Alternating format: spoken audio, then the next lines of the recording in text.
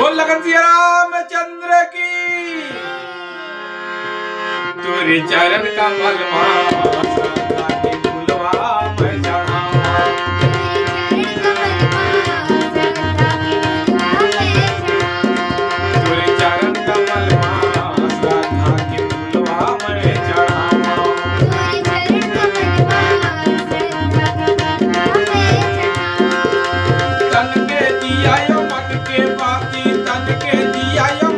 भगत के जोत जाता होगा तुर चरण कमल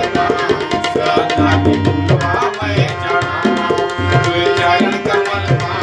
सदा की फूलवा मैं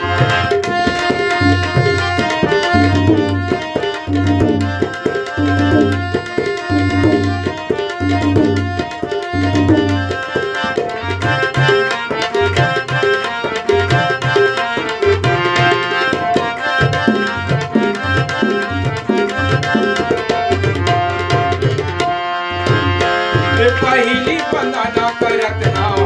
में हमने वारी पहली बंदना करत नाव में हमने वारी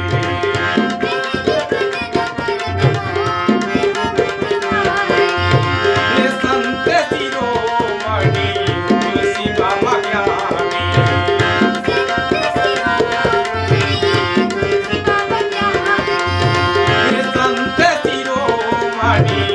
तुलसी बाबा ज्ञानी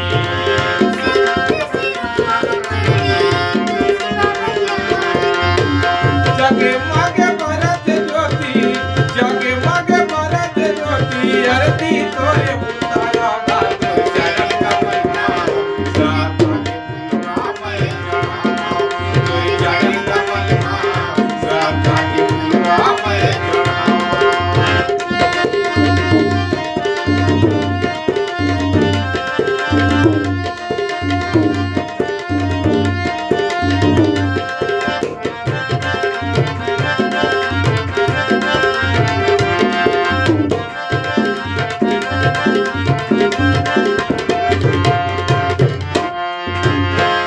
शरण बुला ले प्रभु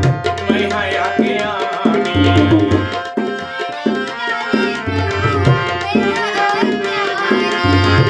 शरण बुला ले प्रभु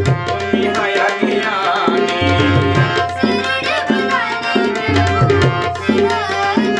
लेते हैं प्रसाद हरि जी अमृत पानी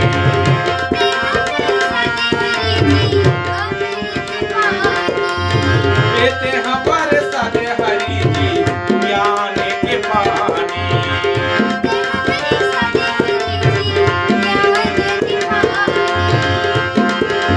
राम नाम के हीरा मोती राम नाम के हीरा मोती सबके